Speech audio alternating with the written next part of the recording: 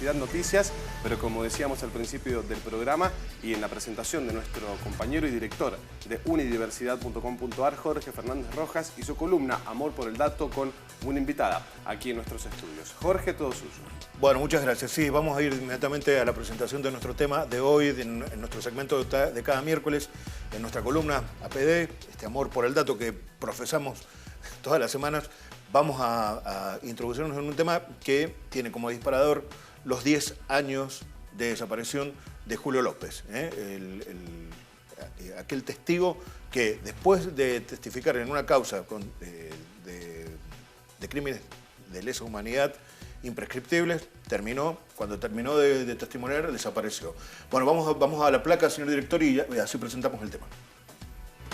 Nuestra columna de hoy día, entonces, el dato son 200 desaparecidos en Mendoza durante la dictadura. Es el dato que rescatamos de este repaso que vamos a realizar en estos minutos que nos depara para poder compartir con ustedes un poco la reseña histórica. El personaje, hemos elegido a un personaje nefasto, pero para que sea justamente una especie de disparador de esta instancia. Jorge Rafael Videla, el primer presidente de facto, dictador concretamente, del inicio del mal llamado proceso de reorganización nacional, iniciado en el 26 de marzo de 1976, el 24 de marzo de 1976. Y, por supuesto, el factor es justamente estos 10 años, esta década que ha pasado de la desaparición de Julio López. Vamos a iniciar entonces este comentario porque el terrorismo de Estado creó una especie de nuevo Estado civil en aquel momento. Todos recordamos o hemos tenido la oportunidad de ver el video del dictador Jorge Rafael Videla tratando de explicar qué era un desaparecido. Ustedes lo recordarán. Y por la forma en que enfatizaba su alocución, decía que un desaparecido era algo que no está, que no tiene entidad. Con esto intentaba no incriminarse y generar un estado de incertidumbre permanente.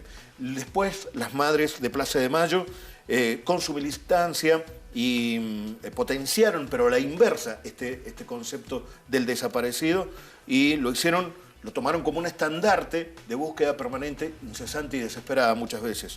La metodología y la acción sistemática del exterminio generó una secuela en el accionar de las policías argentinas posterior a la dictadura. Y eso se notó en el método de desaparición forzada con las desapariciones en Mendoza durante la primera etapa de la democracia, después de 1983, en 1991, ya tuvimos nuestros desaparecidos, por decirlo así, aquí en Mendoza. Por ejemplo, vamos a ver la segunda placa para que nos ubiquemos en el contexto. La segunda placa tiene estas imágenes que son de Garrido y Baigorria en 1991, dos albañiles que fueron levantados, por decirlo así, con un móvil policial en aquel momento en el Parque General San Martín, y de ahí en más no se supo más de ellos. En 1992, durante el gobierno de Rodolfo Gabrielli, desapareció Paulo Cristian Guardati en el barrio La Estanzuela, una noche de sábado después de una fiesta. La última vez que se lo vio entrar a la delegación policial de aquel barrio. Y finalmente, en 1997, en octubre de ese año, durante el gobierno de Arturo Lafalla, el estudiante Sebastián Bordón, estudiante bonaerense, en viaje de egresados en el Newell, fue encontrado finalmente muerto a golpes en la base de un barranco de ese paraje. Antes hubo una serie de circuitos de desvío de información por parte de la policía, intentando desviar justamente esta situación y generar un nuevo desaparecido. Lo contamos a Sebastián Bordón como un hito importante porque luego este es uno de los antecedentes importantes para que luego el gobierno mismo de Lafalla, antes de irse, generaron una gran reestructuración en el área de seguridad y de la justicia de Mendoza. Para finalizar este repaso, vamos a ver los rostros de nuestras desaparecidas en el último periodo de este devenir y esta realidad que tenemos. Es Johanna Chacón, por un lado, la adolescente desaparecida en septiembre de 2012, Soledad Olivera, que también tiene una conexión, esta chica desaparecida en noviembre de 2011, y finalmente Gisela Gutiérrez, que es la última desaparecida y la que estamos buscando concretamente. Gisela desapareció en noviembre de 2015, en julio del 2015, perdón. Esto concretamente son los rostros que hoy estamos buscando. Y queremos ahora, para darle un cierre por lo menos a esta reseña, saber lo que piensa la abogada creyente del caso de Gisela Gutiérrez, que es Patricia González, que estuvimos esta tarde brevemente conversando con ella del estado de situación de la causa. Presten atención a lo que dice para saber o intentar sospechar por qué generamos un hilo conductor entre lo que fue la dictadura y la actualidad con los casos de desapariciones. Escuchemos.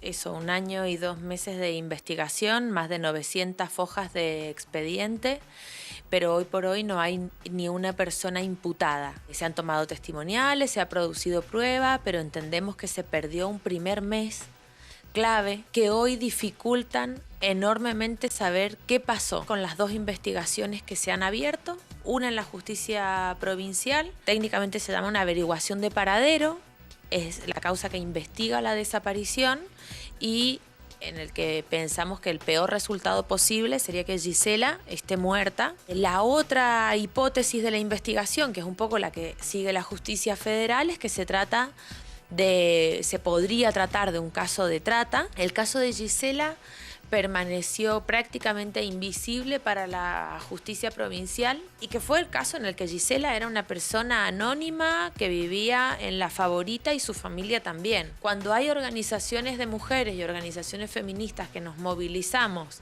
para acompañar, el expediente se reactiva, cambian de fiscal, pasa de la fiscal que estaba interviniendo a delitos complejos y ahí la investigación comienza a moverse y se realizan muchas medidas de prueba. Hay ciudadanías de primera, de segunda y de tercera y accesos desiguales a la justicia también. Y además, especialmente en las desapariciones de mujeres, hay un no querer o un no saber del Estado, porque es increíble que no haya un saber criminológico específico para poder abordar estas situaciones y que tengamos una Soledad, una Johanna, una Gisela y muchas más.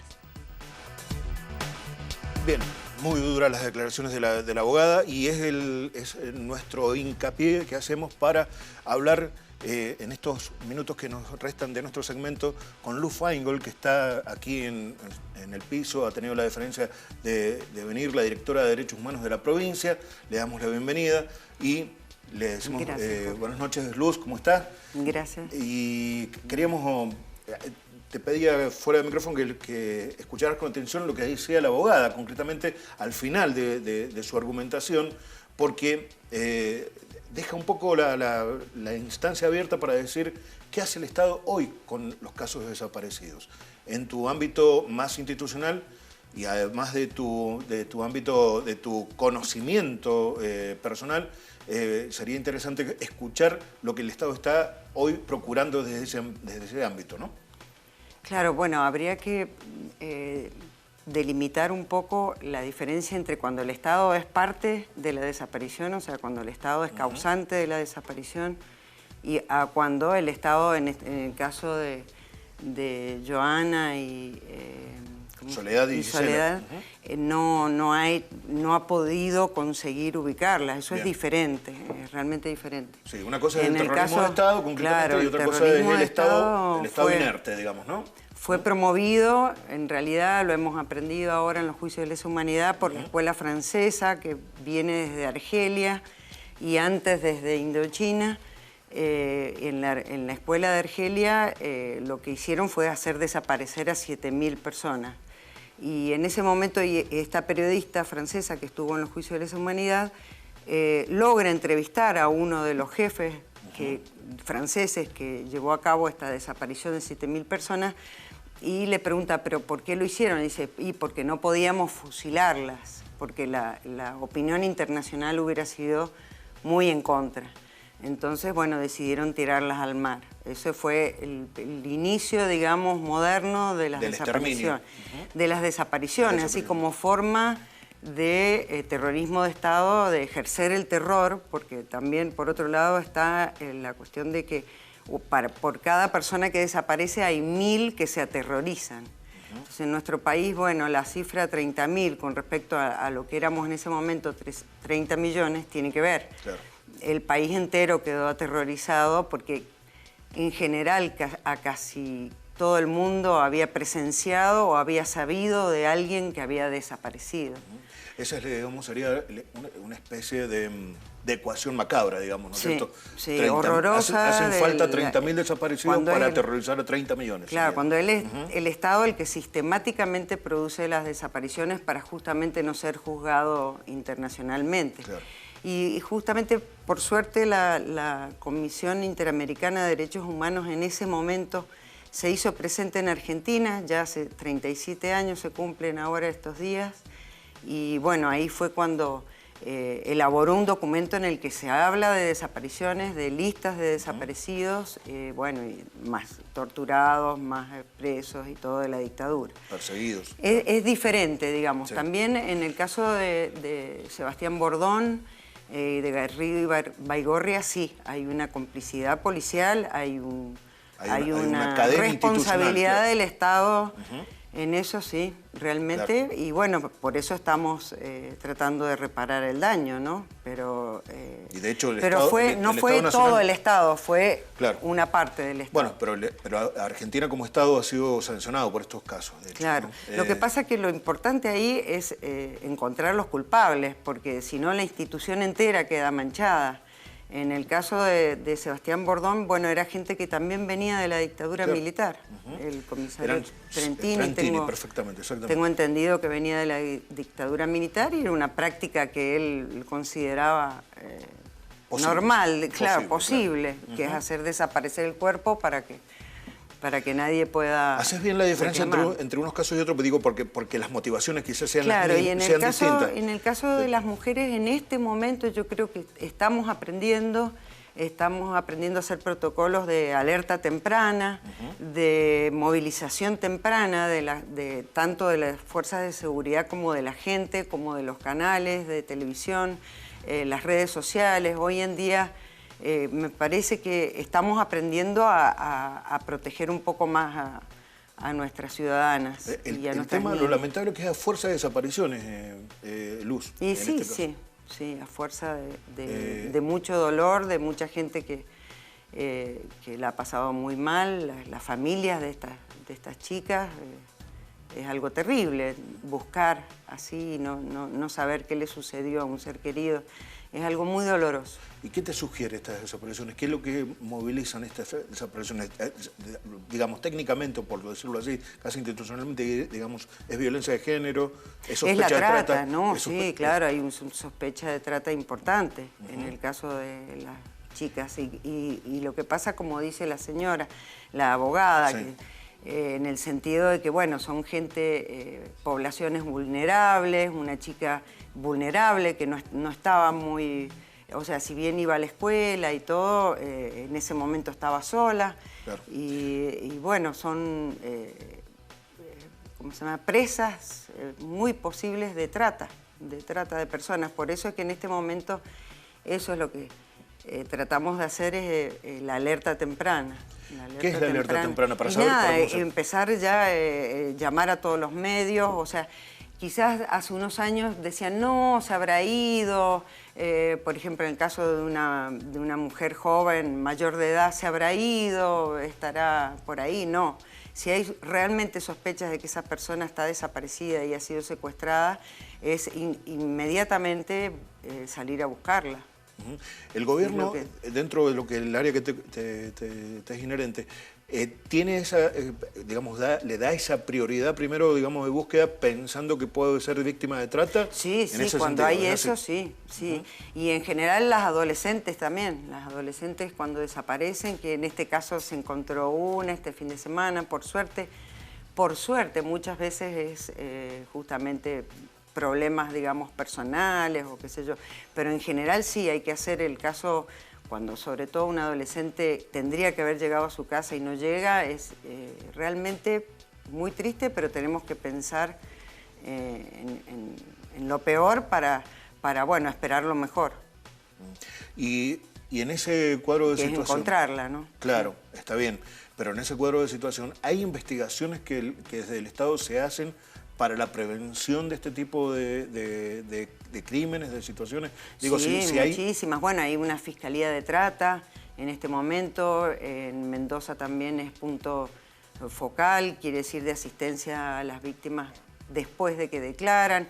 Hay también un número telefónico para llamar, que es creo que es asterisco, ahí, no sé. No, no es asterisco, perdón, es 145. 145. El 145, que, bueno, sirve para eso, para hacer una denuncia si uno sospecha que hay un movimiento que le pueda sugerir que es de trata, digamos, de prostibular y en el que hay menores y mujeres, ¿cómo se llama? En estado de... Claro, en estado de trata. De sí. trata.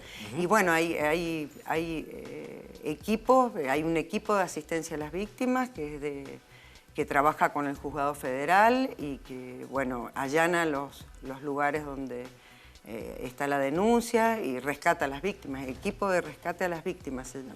Durante este periodo que llevas como funcionaria, ¿ya has visto situaciones de este tipo? Que se hayan resuelto. No, por suerte, bueno, hace muy poco que estoy en funciones, sí. Pero por suerte no ha habido un caso de allanamiento y de trata. Bueno, reiteremos el número de teléfono para... 145. El 145 es a modo de servicio que recordamos esto y tiene que ver un poco con este disparador de las desapariciones de las personas.